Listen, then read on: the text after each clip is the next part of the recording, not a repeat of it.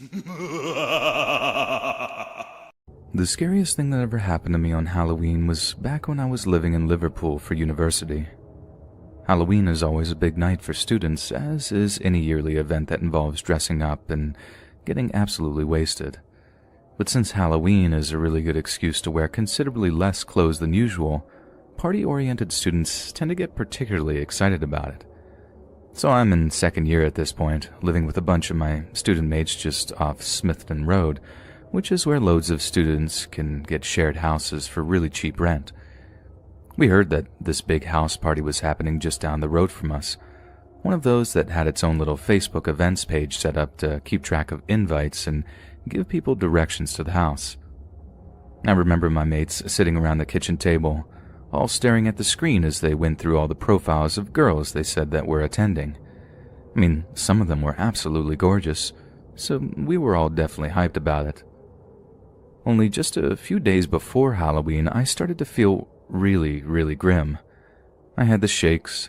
I was running to and from the toilet every half an hour to erupt from both ends, and I could barely keep any food down. This persisted for like 48 hours straight, and thankfully it had abated by Halloween itself, but I still felt way too rough to do any serious partying. The last thing I wanted was to end up browning myself in front of like half the girls at our uni. I mean, every lad wants to be a legend, don't they? But for the right reasons. So anyway, on the day of the house party, despite my mates insisting I make an appearance and throw together a costume, I had made the firm decision to stay at home and chill for the evening. As much as I felt like I'm missing out, I just didn't feel up to it. So about 7-ish, my mates are pre-drinking in the kitchen, while I'm up in my room looking to order the spiciest curry I could get my hands on, in the hopes that it would purge the rest of the sickness out of me, so I could start the following week feeling fresh again. So about the time I'm burning my face off with a little chicken vindaloo, my mates are just about to head off down to the house party for a night of debauchery. There are a few final pleas for me to join them, but these are all violently rebuked. There might have been a chance of me joining them before the curry, but afterwards, no chance. I was in a full-on food coma. So a couple of hours later, I'm just chilling on the couch and wondering why British Netflix had such a dire collection of horror films when there's a knock at our front door. My first thought is that there's been some kind of puke-related disaster and one of the lads had to come back to get a change of clothes before heading back to the house party. I mean, this wasn't entirely out of the question, since the house party was only around the corner, safe staggering distance for anyone that had drank too much too quickly. But it then occurred to me that there was a chance it could have been trick-or-treaters. Smithton has a big mix of residential and student housing, so there's also a decent chance it could have been kids looking for sweets. So to save the house getting egged, I legged it into the kitchen and grabbed a few bits from the cupboards to offer any potential trick-or-treaters. But when I answered the door, Mars bars in hand, there was no one there. Maybe I'd just taken too long grabbing sweets, or maybe it was just some knock-and-run type deal. But either way, there was no one to be seen.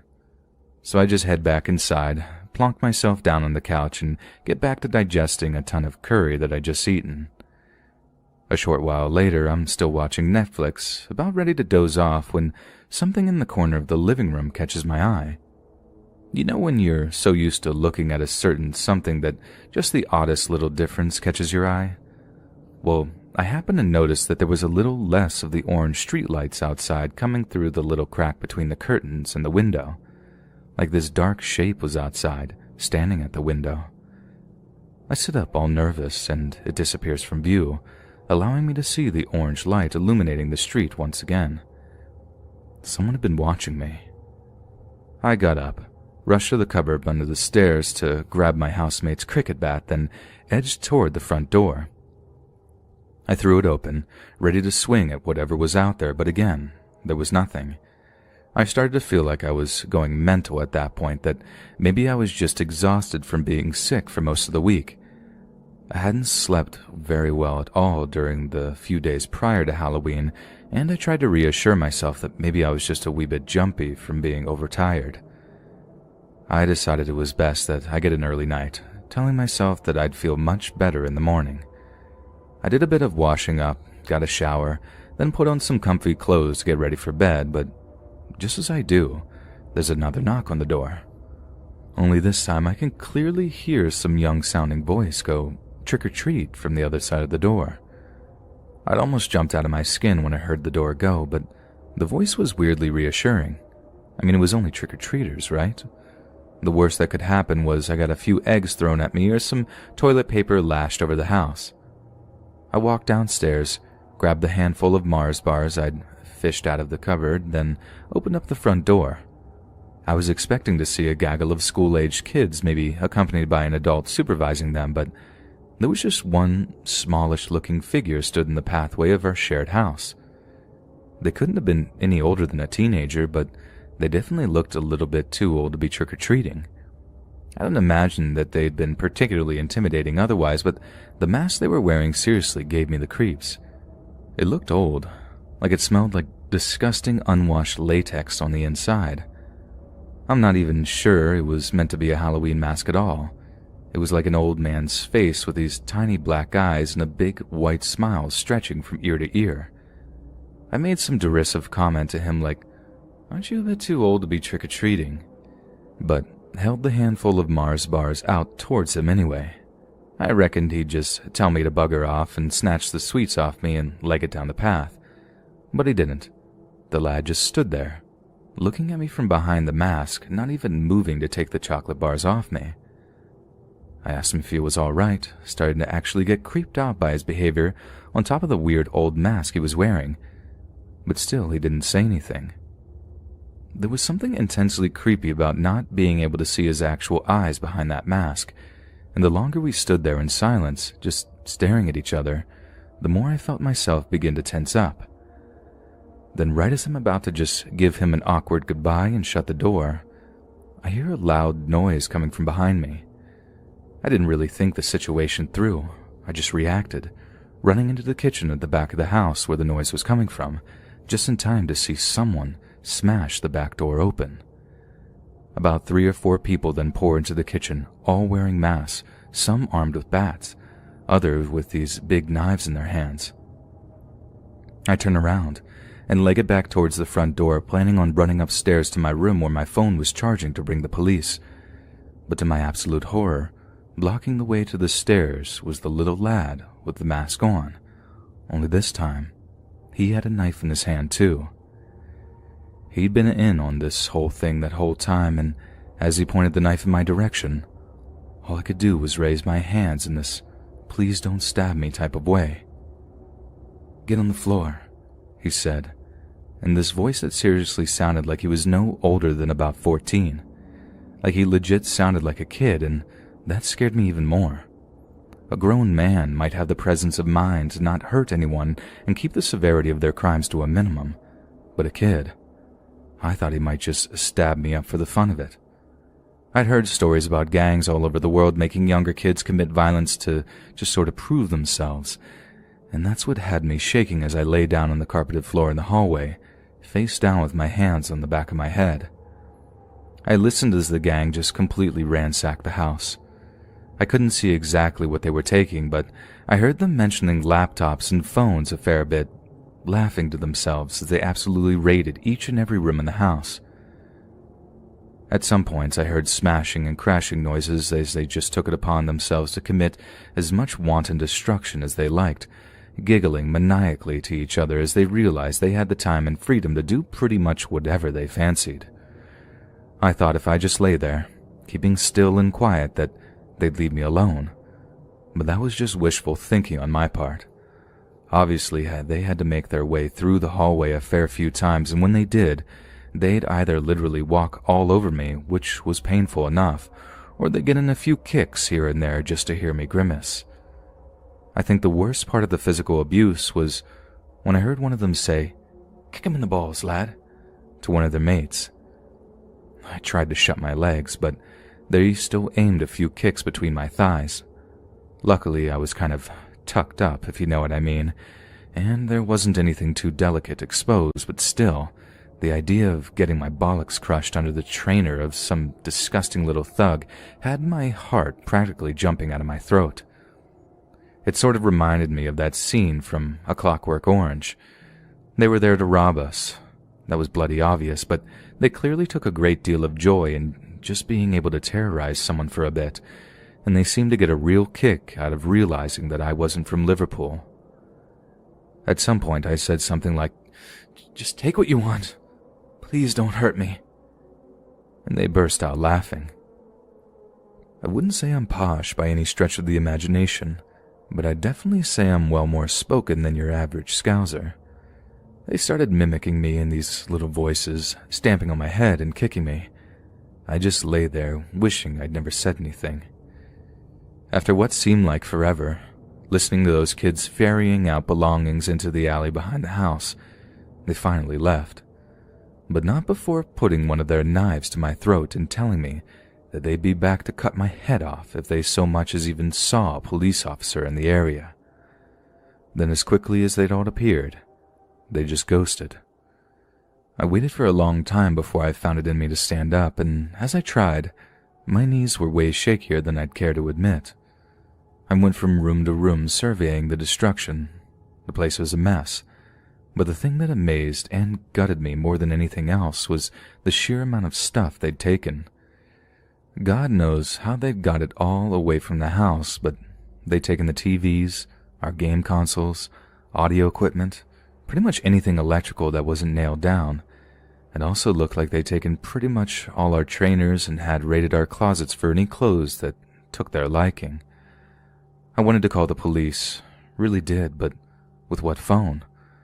I'm almost glad I got a few kicks to the head, otherwise the sense of shame and humiliation might have been too much to bear. I ended up knocking at my neighbors' houses, but unlike me, they were way too smart to answer their doors to strangers on Halloween. It was probably the single worst experience of my life up to that point. I had to just go back inside the house and sit there in the living room couch with my head in my hands, just trying not to hold back tears. It was hours before any of my drunken housemates arrived back. Before that, I think I just sort of sat there at the kitchen table, in the one room that hadn't been completely ransacked, just drinking a few tins of lager, feeling absolutely shell-shocked, until finally two of them who hadn't polled returned home. And that's about the end of it. There's no real resolution to the story. The police couldn't do anything other than take down a list of what had been stolen in the hopes that any of the laptops turned up in pawn shops, but we never heard back about anything involving that. It was weird in that house for a long while after. I used to think the other lads blamed me for what happened, for not defending the house property, but I realized that was just the trauma from that night making me doubt myself. I had nightmares for a while, a long while actually, and in the end my parents paid for a few counseling sessions to help me get through my skull that what happened that night really wasn't my fault, how it could have happened to anyone. I got past it in time, but to this day, it remains the single most terrifying event of my entire life. Back when I was a law student at a prominent London university, I moved into a shared house in Peckham during the final years of my studies. Half the reason I was so keen on that particular house was that only one of the other apartments was occupied. The trouble with being in a student house is that they tend to be pretty rowdy places. You never know quite when someone is going to bring home a bunch of friends from a club night and spend the wee small hours blasting music in the kitchen or whatever. Obviously, that's not conducive for a good sleeping pattern, and the last thing I wanted was to mess up my important final year by living in some bloody party house. So with the help of some close friends, I moved all my stuff into the flat one morning, with every intention of going upstairs to greet the person that lived on the top floor, and the only other person living in the house. But at one point, as I'm moving some bags up the stairs, I looked up the stairwell and saw someone looking down at me, with a cold, dull expression on their face. It was a guy, a rather tall one too, with short, cropped blonde hair and very, very pale blue eyes. I mean, they were so pale it was like they shined out of his eye sockets at me, this rather alarming shade of icy blue. I said hi to him in as friendly a way as I could muster, but instead of returning my greeting, he just stared at me for a few moments before slowly backing away from the stairwell. Then I just heard a door slam as he disappeared back into his apartment. The person I was with just kind of gave me an awkward, amused look as we whispered our hopes that he wouldn't end up being a weirdo or anything like that. God, when I look back on it, it was such a hauntingly prophetic moment. If only we knew how right we were. The first few nights were nothing unusual, and I was actually relieved that I get the peace and quiet that I've been hoping for. That was until one evening when I'm sitting in my computer chair and doing some research on international trade law, and I heard something coming from the hallway outside. At first it didn't bother me too much, and I simply put on some ambient music that always seemed to help me concentrate, and tried to ignore the sounds coming from outside. But as the night went on, they seemed to get louder and louder, and eventually I couldn't contain my curiosity, walking over to the door so I could get an idea of exactly what they were. It was the sound of screaming in particular, a woman screaming, and it was coming from the apartment upstairs. At first I thought the guy up there was just watching a horror movie or something, and that's what the screaming sound was from.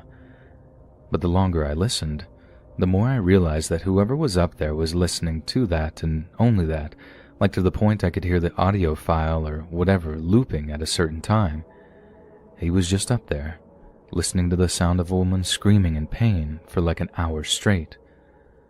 I know I should have just gone up there and asked him to turn it down, but the idea that he was just sitting in his apartment listening to the sound of a woman screaming for that length of time, my God, it scared the life out of me. It was hours before I was silent again. I'm talking like 1 a.m. before I could finally even think about getting to sleep. Questions were rolling around my mind as I was lying there in the dark. Like, what kind of person just listens to stuff like that for hours at a time? Or worse, what if he was watching something criminally violent? What if he was up there watching some kind of snuff film? I lay awake for hours, absolutely terrified of my new situation, one I couldn't just escape from so easily since I'd spent such a huge amount of money on the admin charges, first month's rent, and that sort of thing. I was so bloody worried, and it was with those thoughts echoing through my mind that I finally drifted off to sleep. I was absolutely exhausted during lectures the next day, to the point where my mates were asking me if everything was okay, since apparently I looked as rough as a bear. I told them I was fine, but that something was seriously weird about the bloke who lived upstairs. A few of them consoled me with tales of their own weirdo housemates, and that, as creepy as he seemed to be, at least he wasn't a perv who was constantly trying to get in my pants or whatever. And I suppose that, in a manner of speaking, they were right. But that night I just found myself getting pretty angry that this guy was so bloody inconsiderate, so I put on my big girl pants and marched up to his apartment with every intention of getting him to turn the volume down. So I rock up to his door, knocking on it loudly as I wait for him to answer. Little side note, I've dealt with noisy neighbors before. Usually the moment you knock, the noise turns down. They're embarrassed, apologetic, generally reasonable people. Only with this guy, the noises didn't turn down at all. I can't even describe how unnerving it was to hear what was coming from inside that apartment. I still don't know what those screaming sounds were from, be it a movie or a weird noisecore album or some other bollocks, but I'm telling you now, they sounded real. They were utterly blood-curdling, the kind of screams you only get out of someone when they know they're about to die. I was positively shaking with fear by the time I heard the door begin to unlock, and when it opened, what I saw was more unnerving than I could possibly imagine. The weird blonde guy that I had seen looking down the stairwell at me just a week or so before, well, I assume it was him anyway, was wearing a mask, one that I find hard to describe when I think about it. It was made of varnished wood, I know that, and it looked kind of like a death mask, like the cast of a person's face that's made when they've recently passed away. Only there was something horribly, horribly wrong with this mask. Something that sounds deeply unnerving. It was misshapen, warped, with indistinguishable words or symbols carved into it.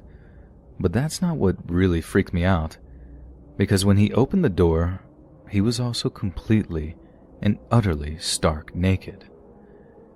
I remember backing up on the spot, putting a bit of a distance between myself and the masked man before I asked him, in the politest way imaginable, if he would be so kind as to turn the music down just a little bit. He didn't even move. He didn't speak. He just stood there, staring back at me from the eye slits that had been cut into the mask. I just kept backing up, shifting my tone from polite request to outright apologetic that I'd been so rude as to disturb him. But still he didn't move. He didn't make a sound, he just carried on, staring at me. By the time I saw the scars that ran up and down his chest, I just ran back downstairs into my apartment and locked the door behind me, almost hyperventilating with fright as I called a friend who lived nearby and asked if I could stay at their place for a while. They were curious as to why I was so upset, and especially as to why I suddenly didn't want to stay at the flat that I'd previously been so made up with. But once I explained, they invited me around immediately and told me to stay as long as I wanted. From there, I contacted the police and made an indecent exposure complaint, but the officer I spoke to said that without any witnesses, it would be essentially my word against theirs and it was nothing to build a case on. They recommended that, as inconvenient and disappointing as it was, that it was best that I just stay away from this disturbed, masked neighbor person as much as possible. I ended up moving out of that flat as quickly as I could, going back with a few friends during the daytime to collect my things, and once again, the guy upstairs watching from up the stairwell, just staring again, completely emotionless. After that, I started to realize why the rest of the flats remained empty. I ended up graduating with a first in my law degree, and now I help run a law firm in the city of Birmingham. I remember my time in London well, but I tried never to think about that empty apartment building, ever, again. I'm a 20-something woman, American and a Francophile, fluent but not native in French. Since 2011, I've been in correspondence with an eccentric French guy I met because he posted a clip of a super rare telefilm on YouTube. We had a bunch of mutual interests and eventually met in real life so he could give me the movie on a flash drive. He also gifted me a book from his personal library that he thought I would like. We stayed in contact and I recently returned the favor by buying him a DVD off Amazon. It's been good. Our conversations are enriching and he's a sweet guy, just odd, as am I. He sort of switches between identities online, his real name, Jean, and then an Italian surname, and a fictional character from Gothic literature. He's very into dark romanticism.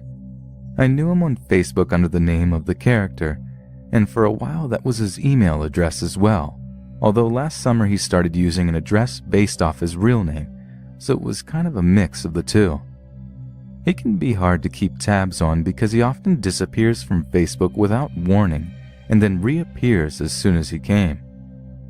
He's gone through 2 or 3 different accounts, all using the fictional character's name. It wasn't a surprise when he vanished sometime last fall, and I just kept my eyes peeled for him. Occasionally I do a search, and one day I found an account with his real name, although not one with the fictional character. There was no face pic, but that was typical. Since he sometimes uses his real name online as well, I added that person, figuring if he wasn't the right person, he would just decline my request / send me a message asking how we knew each other. When he accepted my request without asking me who I was, I figured it was him. This seemed to be confirmed when I first started messaging him in late February. Between then and now, we've exchanged just over 900 messages. I started things where they had left off, saying how it was good to see him back. I had just been thinking of him. I was going to email him something, but now I could do it over Facebook chat, etc. He greeted me warmly, and then when I sent him a YouTube video I thought he'd like, he proceeded to discuss it with me. He was a little less articulate than I remembered, but not so much that it became noticeable, except in hindsight. I think the incoherence isn't quite as glaring to me in French as well, since it's not my native language. And he was odd, but that was normal. In April, he returned to Facebook under the fictional character's name. We added each other and started Facebook chatting. I would chat with the 2 accounts indiscriminately. They were never online at the same time, so I would just talk to whichever one was on. Again, I noticed that something was off with Jean. He would say things that didn't make sense and then refuse to explain when I said I was confused. He would use flirtatious terms of endearment, which made me uncomfortable. He made a lot of typos that made it hard to follow him too. It was only later that I noticed all the typos, all the cryptic statements and non sequiturs. All the flirtation happened when I was talking to Jean, and not when I was talking to the account with the name of the fictional character. Likewise, all the most legit stuff happened with the fictional character account, like me getting his address to send him the DVD. He was just straight up nicer on that account too. I had some unpleasant arguments with real name Jean and only him. I didn't notice that at the time though, because there otherwise seemed to be a continuity between the two accounts. We discussed the same topics on both, and while the speech patterns were somewhat different, like I said, more lucid and friendly on the fictional character account, there were also notable similarities. The same Italian expressions got used, for instance. Real name Jean called me Bella Ragazza, a flirtatious gesture that made me slightly uncomfortable. Fictional character Jean, while making fun of a Roberto Alagna album cover, called him Bel Oyomo. They both used the expression no problemo at various points. They both complained about the French far right. It seemed seamless, until it wasn't. On Saturday, I saw real name Jean online and started chatting with him, asking him if he heard about all the stuff that had happened that week in the US.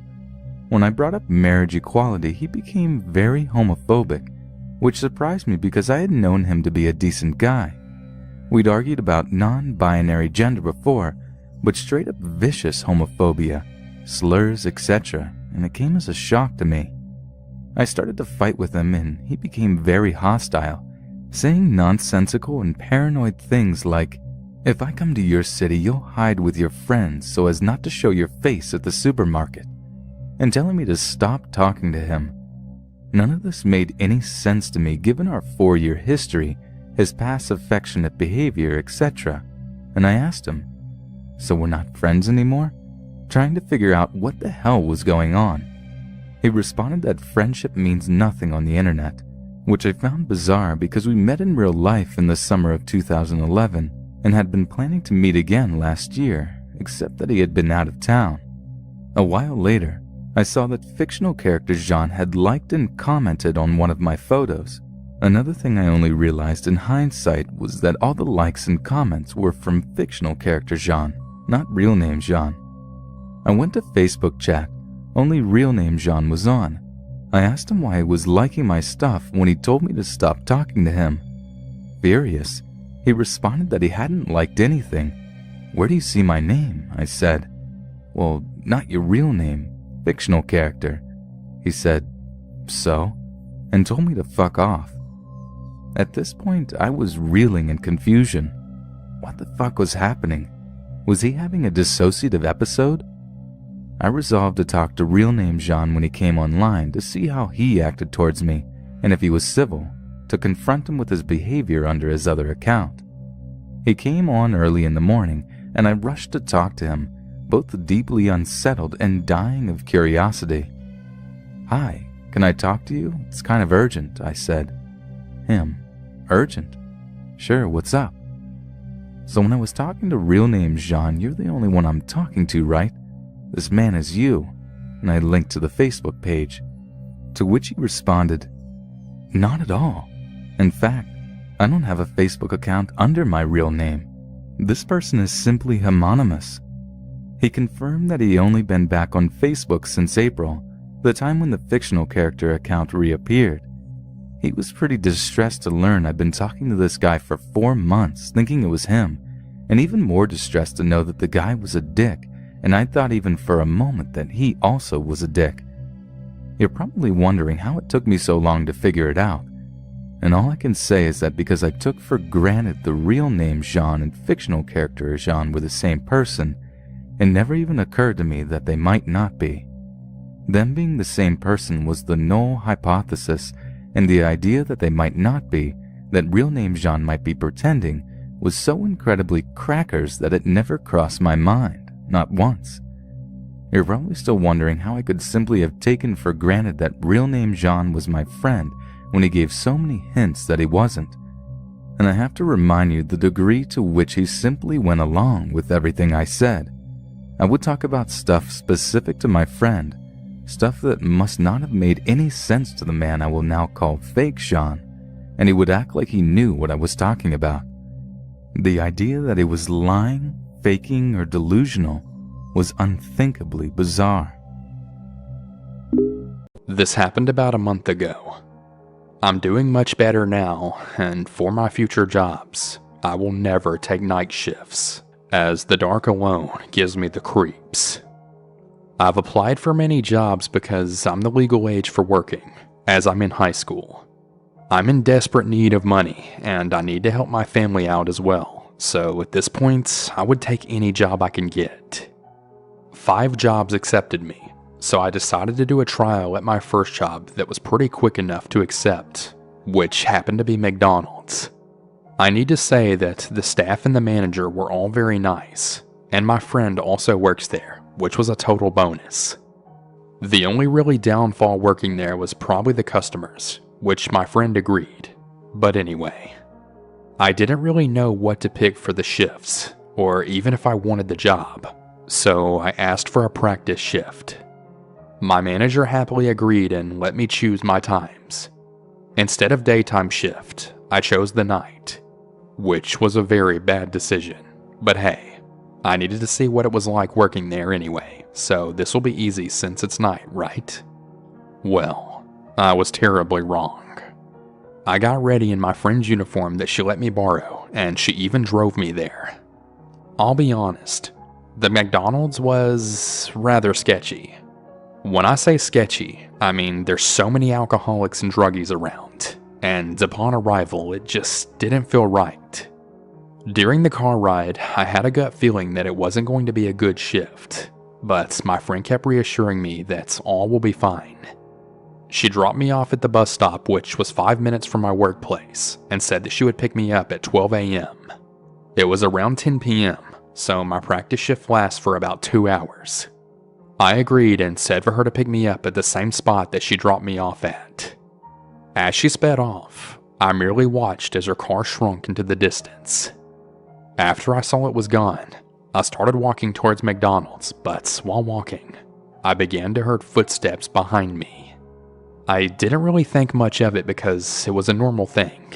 The person was probably just walking to their car or McDonald's or even the shops, but I had a really bad feeling. I felt like I was almost being watched, and I stopped for a second. The footsteps stopped with mine, and I looked behind to see a guy around his mid-40s just eyeing me off. I got really weirded out as he just smiled at me and then breathed very heavily. He was taller than me, and he looked rather stronger and bigger than me as well. He was around what looked to be a few meters away. I quickly looked away and ran off to my workplace. There was only about 3 people working, my manager and my male friend. It was about 10:30 p.m. and I had already had a share of drunk and rude people filling the orders up, or even tried hitting on me. But he quickly left, and shortly afterwards, my friend showed up and helped me. He helped me out with most things, and I felt rather safe with him. He was actually an acquaintance of mine, but we soon grew to be best friends. After I was done taking some drunk guy's order, my friend pulled me aside and asked if I knew the guy outside. I was kind of confused at what he meant, and at first I thought he was just joking around. That is, until he pointed at the right window. My mouth went dry, and my face completely dropped. It was the same creepy guy that was following me before work, but I didn't tell him that. Instead, because I was an idiot, I kinda just laughed a bit and said that it was no big deal. He shrugged it off and we went back into the kitchen. It hit 11 p.m. No more customers were present, and the same guy would not stop staring at me. At that point, I kind of just held my head down and just begged, hoping that he wouldn't come in. I could just feel his beady eyes run up and down my body. It was gross. It made me feel dirty. He's been there ever since the start of my shift and has been there for about 30 minutes, making it 10:30 now. I started to panic a bit as I was absolutely begging for him to not come in. In the middle of my thoughts, I heard something. My heart absolutely stopped as I then heard the sound of the door being opened. The creepy guy slowly walked towards my counter, eyeing my whole body until he was right in front of me, heavily breathing and almost drooling. His breath reeked like alcohol and cigarettes. He had a musky scent that, to be honest, nearly made me vomit. Red flags were totally going off, but I just tried to continue with my nice act. He wouldn't stop staring at me. I glanced at my friend who was in the kitchen. He was pretty busy, basically making sure nothing was getting burned. I turned my attention back to the guy and, no matter what I asked him, he was silent. It probably went on like that for about 5 minutes straight. That is, until he finally said something. Such beautiful skin. So young. Short black hair. Such a nice complexion you have. Before I could even speak or try and call someone over, something I wasn't prepared for then happened. The old guy launched towards me and tried entering the counter part, which happened to be the same part I was working at. He then looked at me like I was a piece of meat. Trying to climb over the counter wasn't easy for him though, eventually trying to grab me and getting stuck midway as I tried backing up. To my luck, I then slipped and totally landed on my butt. I tried my best crawling away, hoping that he wouldn't pass through. I was of course rather startled and afraid to the point that I couldn't even utter a single word. My friend dropped what he was doing as he screamed for my manager to then come over. My manager quickly showed up, which then made the old guy get back up and then flee. My friend quickly ran to my aid and he took me to the back room, which is what my manager told him to do in order to calm me down. Shortly after, we called the cops. I glanced at my friend as he looked pretty pale and rather puzzled, like he saw a ghost. My manager waited at the counter for the cops. That's when my friend quickly explained who the guy was. As it turns out, the guy was known for creeping on the female staff members while they worked. He would take pictures, ask for their number, offer alcohol, and even documented what they looked like. He was actually already banned from even entering the place or even being near it. The cops were already very aware of who he was due to his creepy behavior in the past. After the whole investigation and getting questioned, it was about 1 a.m. and I was let go. My friend was with my other friend while I got questioned, and on my way home, my friend held my hand and kept reassuring me that everything will be fine. Safe to say, I don't think I'll ever go back there again, and after this, I don't think I trust any night shifts. I think I'm gonna work at a different fast food place as well. So to that creepy old guy who's hopefully in jail, please stay away from me. A 20-year-old male, and this happened to me in the winter of 2018, the day after Christmas. Me and my parents were on vacation in Maine, visiting my grandmother. As you can probably imagine, being in the state of Maine during the winter, it was freezing. We came up from Texas, so this was definitely not my climate, if you know what I mean. My parents had gone out to visit a friend who lived in the area, while me and my grandmother stayed back and watched some movies. My grandmother turned in at about 8 o'clock, and I eventually got bored of watching TV, so I decided to put on my coat and go for a walk outside. My grandmother's neighborhood has this neat stone maze, complete with angel statues and fountains. It was really cool, and something you really don't see a whole lot in neighborhoods these days. My grandmother's neighborhood was one of those 50-plus communities. I doubt you could have something like this in a neighborhood full of kids without it getting defaced with spray-painted pictures of penises or something. For me, I actually admired works of architecture like this, and was impressed by the amount of effort it must have taken to construct it. It was open from dusk till dawn. However, my grandmother told me that there was no neighborhood security during the holidays, and no one would say anything if I wanted to go through the maze after hours, so I did just that. I brought a flashlight with me, of course, and it took me about 5 minutes to reach the entrance of the maze from my grandmother's place. The maze wasn't massive, but it was big enough that you could get turned around, at least for a little bit. If I could give you guys a somewhat accurate visual of this maze, think of the maze in Resident Evil 4. where Leon had to fight off those dogs and gather puzzle pieces. That's roughly the same size as this maze. When I walk through this maze during the daytime, I would usually listen to my headphones, but something told me not to put them on that night, and it's a good thing that I followed my instincts. After I'd say it was about 10 minutes, I suddenly heard the sound of metal scraping against the stone walls. As soon as I heard the sound, alarm bells went off in my head. I froze in place and carefully listened for any other sounds. The scraping noise came again, except this time there was a deep voice that followed it. "Abandon hope, all ye who enter here." This sent chills down my spine, realizing that I was now in a maze at night with a possible maniac. The maze had these areas where a statue or a fountain would be. In these locations, there was shrubbery that lined the maze walls. There was just enough space between the wall and the bushes for a small person like me to hide behind. And since I didn't know the best route to exit the maze from where I was, I decided that the best course of action was to hide. I made my way into the area where a statue of David the Archangel was, and I quickly took cover behind the shrubbery that lined the walls. The streetlights located outside of the maze provided enough light for you to see your surroundings. However, it was still dark enough to obscure the details of objects and people. I feel that I needed to point that out, because from my hiding spot, I could see the corridor that I entered from.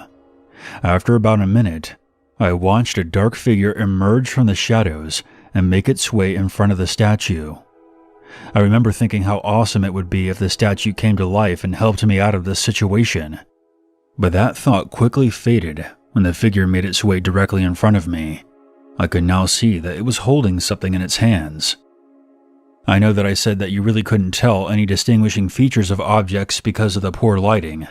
However, it was obvious what the figure was holding. Even in the dark, I could make out the distinct shape of a pickaxe. As the figure moved slowly through the area, I heard what I can only describe as teeth clattering. This only disturbed me even more as the dark shadow moved to the other side of the area and disappeared into the opposite corridor. After a few minutes of gathering my wits, I was reasonably sure that if I went back down the way I came, I could backtrack and make my escape. I cautiously moved out from my hiding spot to the corridor. I stopped in my tracks as I heard the sound of metal scraping again. It was coming from the opposite corridor where the figure had vanished. Before I could turn to look, I heard that same deep voice cut through the silence. "I see you." I turned my head to see the figure running towards me, pickaxe raised above its head. That's when I took off through the corridor and frantically made my way through the dark maze. There was no time to navigate through the maze properly, so I just had to guess my way through the labyrinth as the lunatic with the pickaxe closed in behind me. After about 5 minutes of twists and turns, I finally saw the exit. I tore through the snow-covered ground and towards the opening. Just before I crossed the threshold, I heard a loud smash coming from right behind me. I gave a quick glance to see the pickaxe lying in the snow by the entrance. What I think happened was that my pursuer saw that I was about to exit the maze and decided to heave his pickaxe at me, but missed. As soon as I was outside of my grandmother's house, I pulled out my phone and called the police. But like with most stories like this, they arrived too late. Having experienced this myself, I can tell you that this outcome does make sense. My assailant failed to capture or kill me, so I don't think that they would stick around for the police to show up. The officers took my statement and did a thorough search of the area. They also had a squad car patrolling through the neighborhood for the rest of that night. I didn't tell my parents or my grandmother what happened until the next day. I figured that there was no need to worry them that night. I consider myself to be a pretty level-headed person, and that's mainly why I chose to share my story. Situations like this are terrifying, but you have to try to keep your wits about you. If I had lost my composure in that maze, I'm pretty sure that pickaxe would have found its way into my skull. For almost a few years now, end of August 2019 to be exact, I had moved into an apartment in a different city because my mother, who I lived with in my hometown, passed away from cancer. I have moved here with my long-term boyfriend and one other roommate. We all absolutely love it here. The location is great. It's a 15-minute bike ride from my university, and it's located at a square with a grocery store, drugstore, lunchrooms, and that kind of thing. So we have pretty much everything we could possibly need to survive within walking distance. However, after just a month or two of living here, someone has started to ring my doorbell at exactly 11:05 p.m. semi-regularly. Sometimes every day, sometimes every other day. Sometimes there's a week in between, and sometimes there's a couple of weeks in between. But it is always around 11:05 p.m., and every single time, I get no answer each time I ask through the intercom who it is. Except for one time, but I will get to that in a bit. At first, I thought it was friends from one of the neighbors who accidentally rang the wrong doorbell, but after around the fourth time, I grew suspicious, and after more than those 4 times, I started noticing that it always happens at either exactly 11:05 p.m. or a couple minutes earlier or later. My boyfriend and my roommate both work at bars, so they work until very late and would usually only get home around 2 a.m. So each time it happened, I was always alone at home. It started to really freak me out after a while. When I first told them about it, they kinda shrugged it off and said it was probably a wrong dial, much like I thought at first. But when I told them that it has happened so many times, and sometimes even daily, they didn't really believe me and that I was just being paranoid and spooked. However, one night, when the doorbell rang again, I answered the intercom asking who it was. I heard heavy breathing. I was thoroughly spooked at that moment. I was again home alone and kept asking who they were and what they wanted. I couldn't make up from the breathing if it was a man or a woman, but I heard a strange mumbling or whispering, and then it was dead silent. They had appeared to have left. I put my apartment door on a double lock after that. I was so scared and spooked out. Thankfully, my roommate got home a little earlier that night, around 30 minutes after the doorbell rang. He could tell how upset I was. Now with the whole pandemic crisis, my roommate and boyfriend aren't able to work anymore. They now also witness the frequent door ringing at 11:05 p.m., so now they do believe me and agree that it's very odd and creepy. We have a balcony that looks down at where our apartment building's main front door is, but because there's a shop underneath us that always has a awning out, the view to the door is partially obscured. Every time our doorbell rang, me, my boyfriend, and roommate would go over to the balcony to see if we could see anyone, but we never could. I've also asked my neighbors from my apartment building if their doorbell gets rang so often, but the ones that I asked all said it's never happened to them. So a few weeks ago, my roommate decided to do some investigating. He went outside our apartment building at 11 p.m., standing across the street. He pretended to have a smoke while keeping an eye on the door. He said he did see a man who looked kind of suspicious wandering around our apartment building. He slowed his pace down significantly as soon as he approached our door, but when he spotted my roommate looking at him, he quickly walked away. We aren't completely sure if that's the door ringer, but that was very, very suspicious. Our doorbell hasn't gone off at night since that day. I'm hoping that maybe it will stop now, but there is a possibility that it will continue again in a few weeks.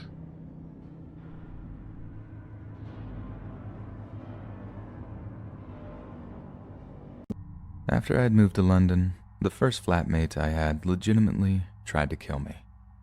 I think he was only keen for me to move in so I could cover all the rent he was missing, and after a while, petty arguments about cleanliness and money management turned rather vicious, and I was forced to find a new place to live. Once I found a place, I had to wait 2 weeks to move in, and although this definitely wasn't the right move, I thought I'd have to leave it until the last minute to tell my stupid flatmate because screw you, that's why. And instead of waiting until the day before, I ended up dropping that little tidbit into an argument we had about a week before I was due to move out. He started playing the victim, telling me I was basically condemning him to being homeless, but if it wasn't for his silver spoon up the butt attitude to work, I might have had a bit more sympathy for him. We both smoked and did so in the flat, so the morning after our argument I wake, roll over, and grab my smokes to light one up in bed before facing the day. Not my proudest habit. I hold my hands up, but smoking in my room was better than facing him in the morning. I pop a ciggy between my lips, grab my lighter, but the bloody flint on the disposable piece of crap is bust. I try time and time again, but nope, it's buggered. So I roll out of bed, walk down the hall towards the kitchen, still trying hopelessly to get a light. Then suddenly, as I stroll into the kitchen, the absolute reek of gas hits me, and just under the humming of traffic outside, I can hear gas leaking out of the stovetop. That freaking psychopath had turned on all the gas in the kitchen, knowing I'd have sparked up first thing, blowing the whole flat sky high. I rushed to turn them off, opened all the windows in the flat, ran downstairs and called the fire brigade. My flatmate was interviewed under caution, but because they couldn't prove a bloody thing, the police had to let him walk. The landlord was much more understanding though, and we basically made an agreement to cut him out of the lease while we arranged for locks to be changed. Apparently, he'd been looking to get rid of him for quite a while before the incident, so I ended up staying put. The only worry was the ex-flatmate, but since he was under suspicion over what he must have called an accident, I think he was too scared to follow up on it and try for any serious revenge.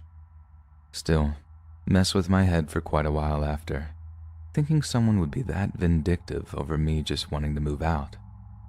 Do your research on who you're going to be living with, people. It might just save your life. This happened to me when I was 24 years old while home alone, primarily on Halloween night. During this time, I was still living with my parents as I was still a college student that didn't have a job with any money. My parents had to take my younger brother, who was around 10 at the time, to one of his friends' Halloween parties to have their fun. I had been invited to a Halloween party myself, but decided not to go as I'd came down with a mild fever earlier that day and didn't want to risk it going back up. Therefore, I was left at home to hand out candy for the trick-or-treaters, which I didn't mind even though some kids would be annoying. Throughout the night, I'd constantly be sitting on the couch, either playing some video games or watching Netflix, and would pause it once there was a knock at the door. Fast forward to around 10 p.m., Halloween started to die down. People stopped answering their doors and turning off all the lights until everyone was gone. Just as I was about to turn off the TV and get some shut-eye, I heard yet another knock at the door.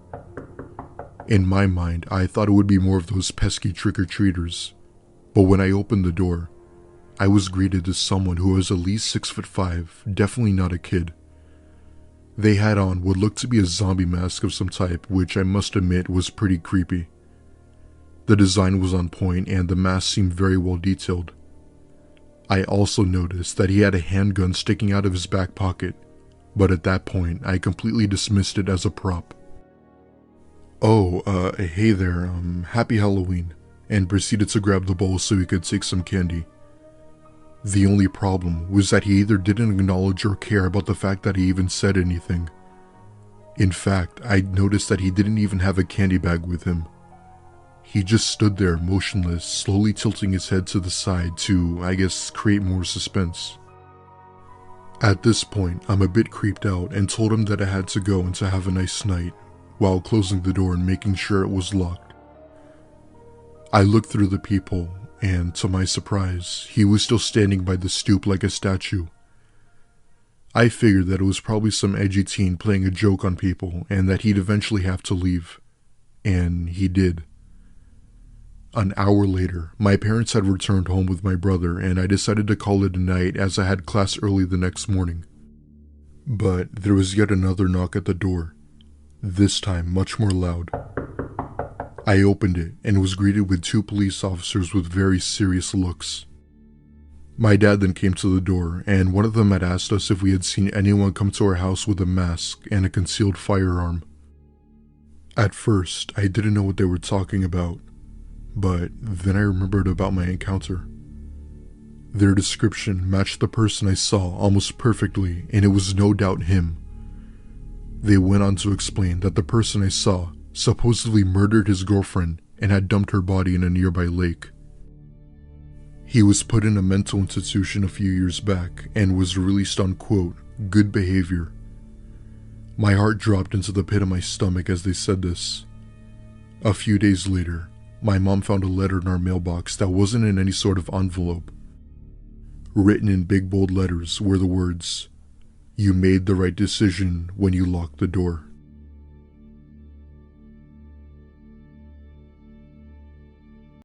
I'm a female and 22 years old. I just recently got out of a pretty abusive relationship, and honestly, I wasn't in the best place mentally because of it. If I'm being real, it was difficult for me to now have to go home each night to an empty apartment with just myself. Anyways, this night my friends had decided to take me to a hockey game to get me out of the house and potentially get my mind off of the breakup.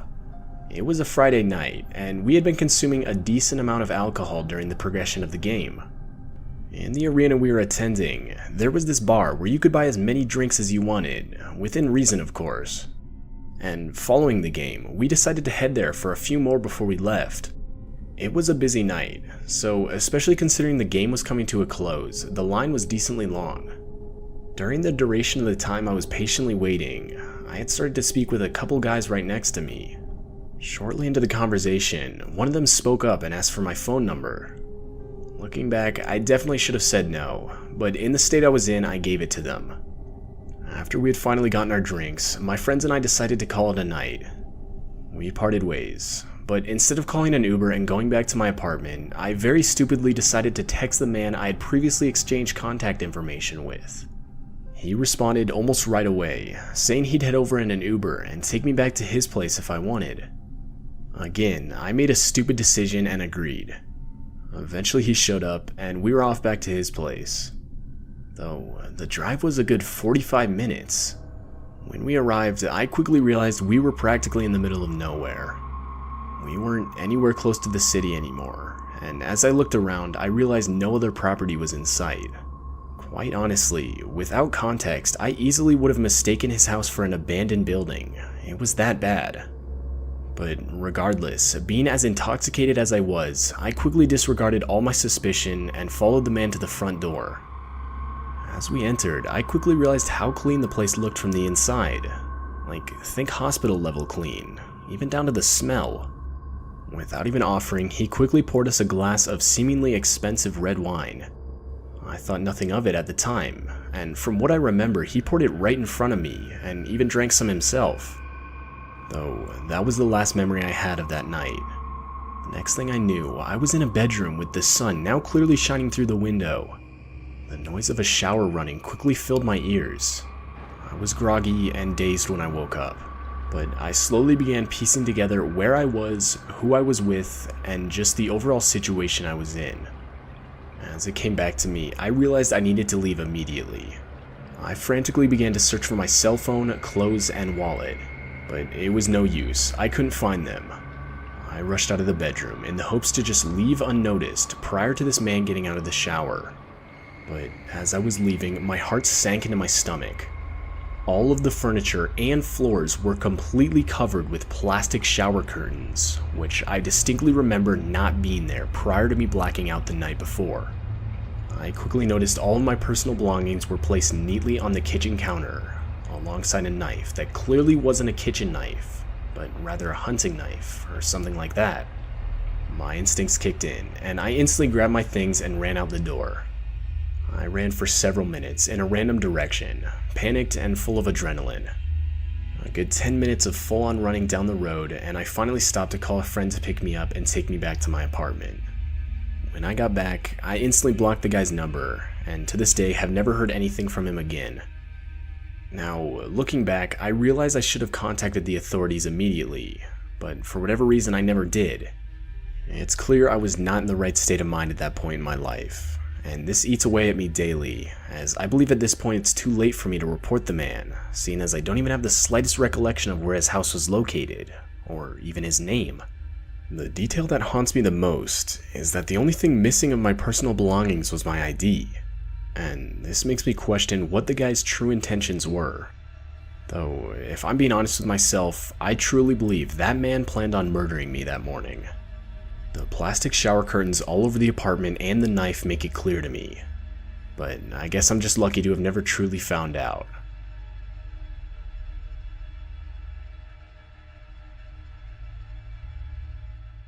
I was 30 years old. I'd saved enough money to buy my first house. It wasn't anything special, and honestly, all things considered, it wasn't in the best neighborhood either. But I was still proud of the accomplishment nonetheless. I'd met all the nearby neighbors in, I'd say, the first 2 weeks I moved in. Considering the neighborhood, I was surprised to discover they all actually seemed pretty nice. A couple of them even invited me over for dinner a few times. And having lived in different apartments all my life, this wasn't really something I was used to. Of course, they weren't all like this, however. 2 houses down from the house I moved into lived a man that was probably 50 years old. Upon moving in, every other night or so the dude would knock at my front door at some absurd hour asking for stuff. So, like, as an example, the first time it happened, he asked me if I had any spare bread I wasn't gonna eat. Another time he asked me if I could fill up a bucket with water, because his was turned off. It was just random, but somewhat understandable things like that. But I drew the line when he started asking me for money. I figured I had no obligation to be constantly meeting this guy's needs. I mean, I had pretty much just met the dude. I'd started opening the door to his knocks less and less, but this didn't seem to have any effect on the number of times he would show up. Fast forward to a night a few weeks later, and again another knock. I'd planned to ignore it, like I had grown accustomed to doing by that point. But as I looked through the people, I noticed the guy looked distressed. Seeing this, I decided the right thing to do would be to open up the door. So I did. I asked him what he needed, and what he responded with was not at all the type of response I was expecting. He asked me if I could come over and show him how to use his new grill. Now, this happened around midnight, which in my opinion was an extremely odd time to start grilling. But against my better judgment, I decided I would help him. I was pretty into cooking at that point in my life, and figured taking 10 minutes to show the guy how a grill worked wouldn't be the end of the world. I told him that I'd be over in a second, and that I just needed to put some shoes on. He thanked me and started walking back. A couple minutes later, and I made my way over to his house. I opened some gate and walked into his backyard. It was dark, so it was hard to see, but it was clear there was no grill. On top of that, the guy was nowhere in sight. Although his back door was wide open, I stuck my head inside and yelled out for the guy. "Yeah, I'm down here. I need your help getting some meat from the freezer." The muffled response came from down a set of stairs just to the left of me. I was hesitant to go down.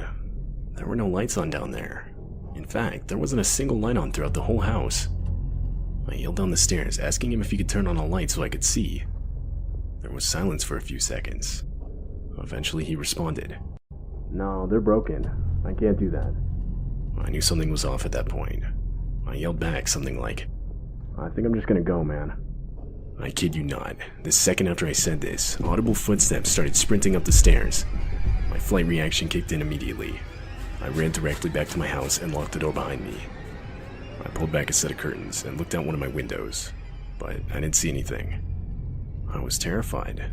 I thought about calling the police, but decided against it, figuring I really wouldn't be able to prove anything that just happened. For the next few days, I didn't leave my house for anything except work. During those days, I never saw the guy, nor did any late-night knocks occur. Exactly 1 week after it happened, I was talking with my neighbor across the street. The conversation eventually landed on what I experienced, and how I was planning to move because of it.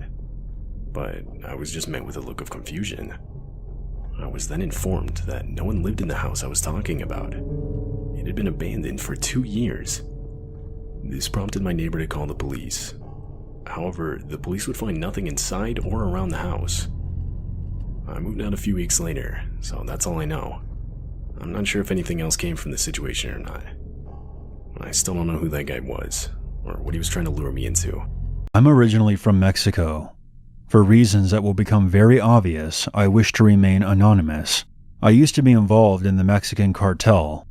I mainly transported drugs across the border into the United States.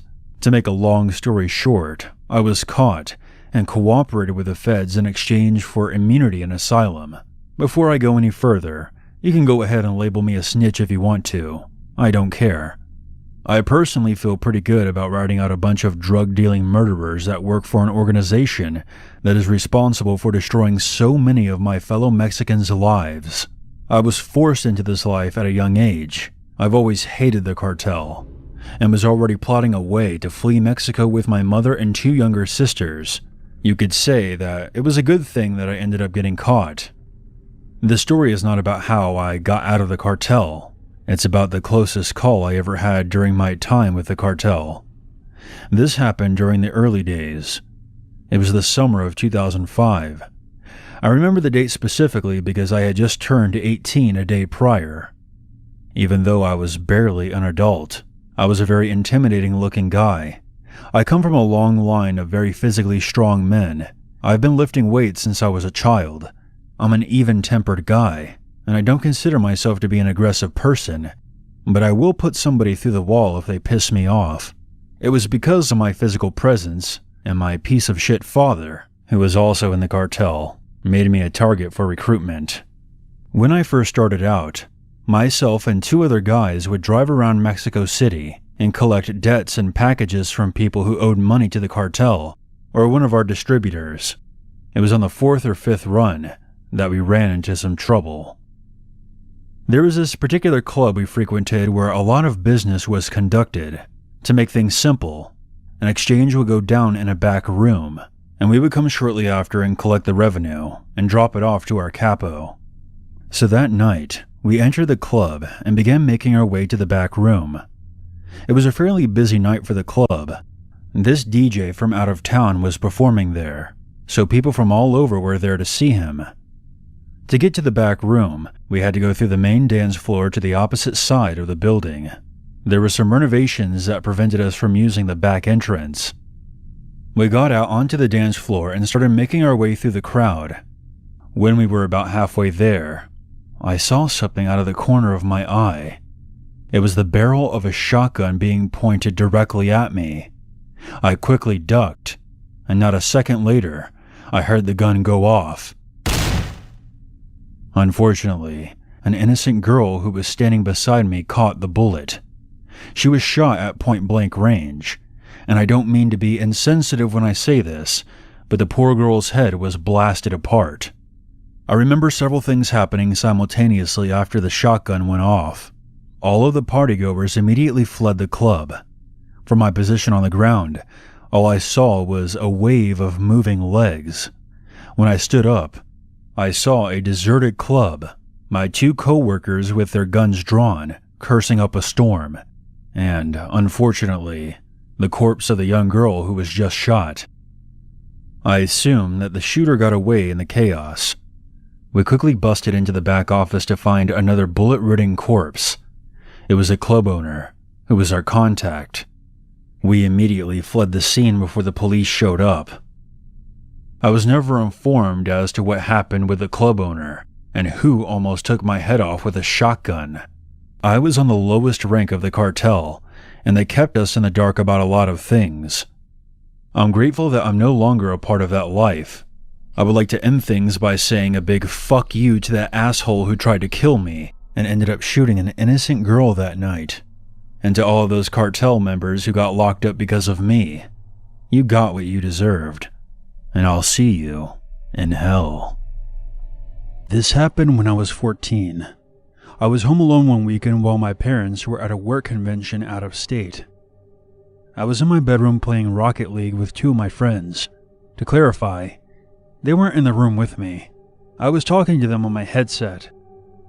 During the game, I heard a thump from downstairs. This wasn't unusual because I have 2 cats who wrestle each other sometimes, and they often make a lot of noise while they're doing it. So I assumed that's what it was and resumed my game.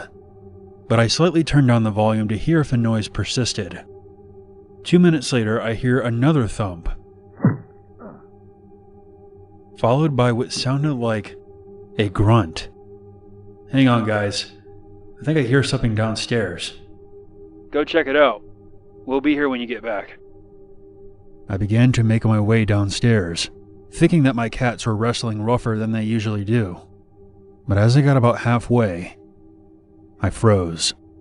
I could hear what sounded like men whispering to each other, coming from the living room. I crouched down to get a small peek into the living room and saw 3 men, dressed in black. I felt my chest sink in when I saw them.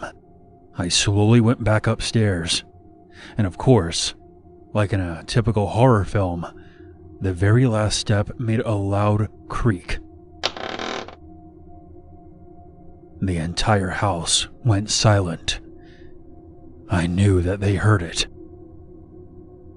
Thinking on my feet, I quietly went to my room and threw on my headset. Guys, I need you to call 911. There are 3 men inside my house. What?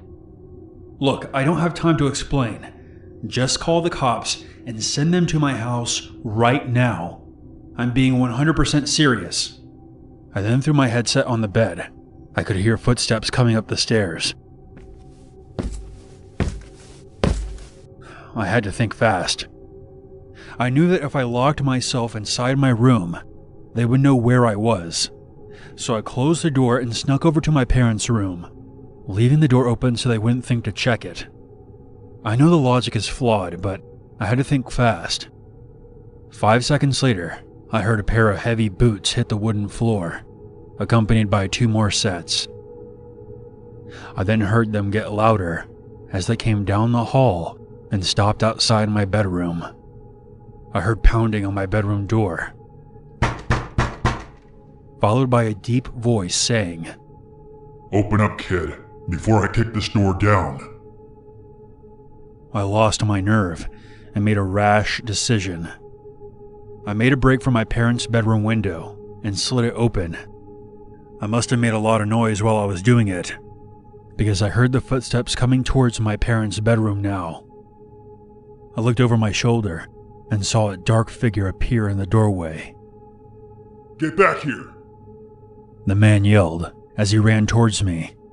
At this point, I tried jumping out of the window, but the man grabbed one of my ankles. Luckily, I was able to move my feet and slip out of my shoe, and I fell onto the small roof above my back porch. The man at the window jumped after me. I remember seeing a pair of boots coming right at me. I swear the man's feet would have gone right through me if I hadn't rolled off the roof at the last second. I landed awkwardly on my left ankle, but otherwise, I was okay. During all the commotion, one of the men ran downstairs to cut me off. Limping on one foot, I made it to the backyard gate before the man grabbed me and threw me to the ground. I tried to yell, but the man covered my mouth with his hand as the 2 other men climbed down from the window. The 3 of them began pulling me back into the house, but before they could get me through the door, I heard the sound of police sirens closing in. The men all looked at each other. Shit! They dropped me and ran towards the back gate. I limped my way to the front door and yanked it open and yelled at the police officers. Hey, they're in the backyard. 3 of the officers ran towards the backyard, while another helped me to one of the police cars. They managed to catch one of the assailants, while the other 2 made it over the fence. They threw the man into one of the cruisers as I was giving my statement. Soon, the 2 friends I was playing online with pulled into the driveway on their bikes. Hey Gabe, are you okay? Yeah, I'm alright. Thanks for calling the cops for me. The man that was caught was charged with burglary and attempted kidnapping. It turns out that the men broke through the basement window. I'm thankful that I managed to escape with only a sprained ankle. My lesson to everyone listening is to always follow your gut and never ignore any sounds you hear while you're home alone. My name is Shelly, and 10 years ago, I wanted to make my own money because I was tired of asking my parents for money. I put in a lot of applications and I ended up getting hired at Chick-fil-A. I'm not going to lie, I was definitely excited because of all of the chicken nuggets I was going to be eating. Anyways, after I got hired, I started to get the hang of the job. It was pretty easy. I worked outside in the drive-thru line a lot because we were the busiest fast food restaurant in our town, and people really liked my personality. After working there for a few months, my dad's creepy friend Tyler would come there every day at the same time and go to the same drive-thru line, which was weird because I worked there after school, and there were 2 drive-thru lines. The drive-thru line he'd always go to was mine, and he would always call me Shell, which I've hated since I was a small kid. The thing is, he'd always order small stuff like a small fry, or a small cookies and cream milkshake. A few times he came into the line, pull up to me, and then he'd say that he forgot his debit card, and he would just try and talk to me. I'm not dumb. I knew exactly what he was doing. Ever since I turned 13, he always acted weird toward me, telling me that I'm growing up into a woman, or that I look like a young woman now. There was this time when my parents were having a get-together with family and friends, and I yelled out to my parents that I had to pee, and I ran upstairs. I swear a few seconds later, Tyler burst through the door, looked at me and said, "Wow," and stared at me. Then he straightened up real quick and said, "Sorry, my bad," and closed the door. Like I said, he was weird. So we closed at 10 p.m., but we always take orders up until around 9:59. One day, we were inside cleaning up, and it was around 10:30 p.m. There were about 5 or 6 of us in Chick-fil-A at the time. I was mopping the floor, and a few of us saw a car pull up to the drive-thru, but turned around at the entrance because we put cones out there after 10 p.m. The car drove around our parking lot at least 10 minutes, and I noticed that it had temporary tags on it. After a while, our manager went outside and went up to the car due to it stopping in front of one of our windows every time it drove around. I watched the manager walk to the car as the driver rolled down the window. The window was all the way down before my manager reached the car, and to my surprise, it was Tyler, my dad's friend. He had a new car that I didn't recognize, but what made this very weird was that even when he rolled the window down, he never looked at my manager. He was staring directly at me, talking with my manager. I was standing behind the entrance door. He saw me looking at him, looking at me, but he never turned away like a normal person would. My manager walked back in and told me and my coworkers to hurry up so we can get out of here. I was the last person to get done with my closing, so it was just me and my manager. My manager told me to make sure the doors are locked. I told him okay, then I went to the bathroom. I figured I'll lock them once I'm done. As usual, I was on my phone while using the bathroom, and the bathroom door opens. I thought it was weird because my manager is the only other person in the building, and he's a guy. I yelled out that he's an idiot and he's in the wrong bathroom, but the thing is, he never left. It got weirder because I can hear him breathing by the door, but then I heard, "Shell, it's me, Tyler Pooh. Are you in here?" I picked up my feet so he couldn't see them, but then he started to push open every stall door, saying my name. I texted my boss and it literally said, "Help, bathroom." Then Tyler got to my stall. He attempted to push the door open and then he laughed. He said that he knows that I'm in there. He looked in the crack of the door and said, "There you are." He then got down on his hands and knees, reached his hand under the door and attempted to unlock the stall. I kicked his arm and he said, "It's me, Uncle Tyler." As he said that, he proceeded to crawl under my stall door. I started to climb above my stall, then my manager burst through the door as I was screaming and crying. Tyler and my manager began to fight. I called the cops. After a few seconds, Tyler was unconscious on the bathroom floor. When the cops and the EMS got there, he was cuffed and loaded up into the ambulance. He was hit with a few charges and was recently released from jail. That situation just heightened my awareness of my surroundings.